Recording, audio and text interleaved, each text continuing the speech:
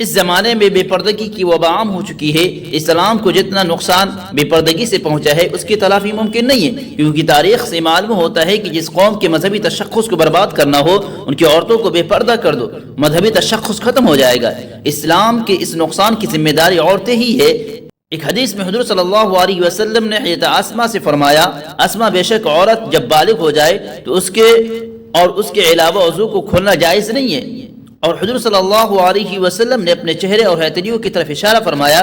کلام پاک میں بھی یہی حکم فرمایا گیا، وَلَا يُبْدِينَ زِينَتَهُنَّ إِلَّا مَا ظَهَرَ مِنْهَا، عورتیں اپنی زینت کی جگہوں کو ظاہر نہ کرے مگر وہ مقامات جو اکثر کھلے رہتے ہیں، جن کی تفسیر حدیث میں چہرے اور ہتھیلیوں سے کی گئی ہے، ان کا کھولنا ضرورت کے وقت جائز ہے۔ مثال کے طور پر محرم رشتہ داروں کے سامنے ان تینوں اعضاء کو کھولنا جائز ہے۔ پردے کے بارے میں اللہ تعالیٰ نے مرد اور عورت دونوں پر پابندی لگائی ہے اور بڑی احتیاط کا حکم فرمایا ہے۔ ایک طرف مردوں کو پابند فرمایا ہے، وَإِذَا سَأَلْتُمُوهُنَّ مَتَاعًا فَاسْأَلُوهُنَّ مِنْ وَرَاءِ حِجَابٍ ذَلِكُمْ أَطْهَرُ لِقُلُوبِكُمْ وَقُلُوبِهِنَّ، کہ جب تم عورتوں سے بوقت ضرورت استعمال کے لیے کوئی چیز مانگو تو پردے کی آڑ میں ہو کر مانگو، اس میں تمہارے اور عورتوں کی دلوں کی پاکیزگی ہے۔ دوسری طرف عورت کو پابند کیا گیا، فرمایا کہ جب بھی ایسا موقع آئے، لا يخضعن بالقول فيطمع الذي في قلبه مرض، عورت نرم لہجہ یعنی دل کو مائل کرنے والے لہجے سے گفتگو نہ کرے بلکہ سخت لہجے میں گفتگو کرے، تاکہ دل کے خراب آدمی کے دل میں میلان کی کوئی بات پیدا نہ ہو۔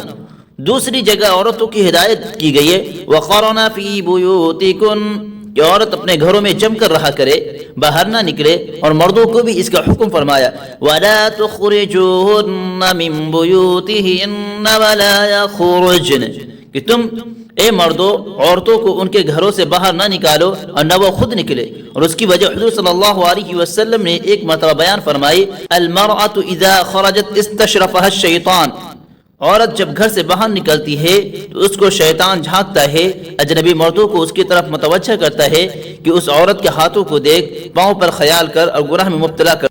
اول تو شر بشر میں ہے، پھر شر شراب میں، ممکن نہیں شراب پیے اور شر نہ ہو۔ عورتوں کے لیے باہر نکلنے میں قطعی خیر نہیں ہے، اور اگر کبھی بضرورت شدید گھر سے باہر نکلنا پڑے تو حکم فرمایا، یدنین علیہن من جلابیبہن، کہ عورت اپنے اوپر چادر ڈال لیا کرے۔ ایک حدیث میں ہے جناب نبی کریم صلی اللہ علیہ وسلم سے عورت نے سوال کیا، یا رسول اللہ اگر ہم میں سے کسی کے پاس چادر نہ ہو تو؟ حضور صلی اللہ علیہ وسلم نے فرمایا، اس کے ساتھ والے کو اپنی چادر اوڑھا دے۔ یہ حکم کیوں دیا؟ تاکہ عورت کے جسم کے ابھار اور زینت کی جگہ میں سے کوئی حصہ پر نظر نہ پڑے، اس طرح اوڑھے کے سر پر سے لا کر سینے پر ڈال لے، اس طرح ہرگز نہ کہ دوپٹہ یا چادر کا آنچل پیچھے کی طرف ڈال لیا جائے جس سے سینہ کا ابھار نہ چھپ سکے بلکہ اس میں اور ابھار پیدا ہو جائے۔ یہ بے حیائی اور زمانہ جاہلیت کا طریقہ ہے۔ اب ہم میں سے ہر ایک اپنے دل پر ہاتھ رکھ کر سوچے کہ ہم نے قرآن و سنت کے ان حکموں پر کتنا عمل کیا اور کسی بھی طرح کے ہم نے احتیاط کی ہے یا نہیں۔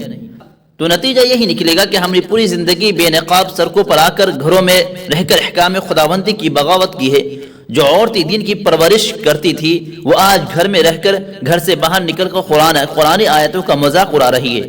جو شریعت صرف محرم رشتہ داروں کے سامنے چہرے کھولنے کی اجازت دیتی ہے، کیا وہ عورتوں کو اس کی اجازت دے گی کہ وہ بازاروں میں جا کر غیروں سے بے حجاب گفتگو کرے اور کبھی احساس بھی نہیں کہ میرے اس عمل سے اسلام پر داغ آ رہا ہے؟